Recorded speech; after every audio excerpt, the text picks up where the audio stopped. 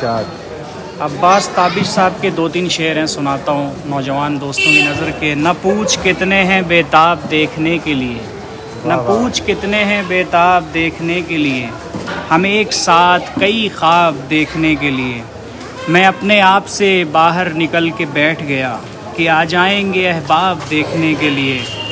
ज़माने बाद बिलाखिर वो रात आ ही गई, ज़माने बाद बिलाखिर वो रात आ ही गई कि लोग निकले हैं महताब देखने के लिए। और ये शेर नौजवान दोस्तों की और पाकीज़ा मोहब्बत की नज़र करूँगा, जो मेरे दोस्त मोहब्बत करते हैं कि सुनहरी लड़कियों इनको मिलो मिलो ना मिलो, सुनहरी लड़कियों इनको मिलो मिलो ना मिलो, गरीब होते हैं बस ख्वाब देखने के लिए, गरीब होते हैं बस ख्वाब देखने के लिए। आखिरी शेर, मुझे यकीन है कि तुम आईना भी देखोगे, मुझे यकीन है कि तुम आईना भी देखोगे, मेरी शिकस्त के असबाब देखने के लिए, मेरी शिकस्त के असबाब देखने के लिए।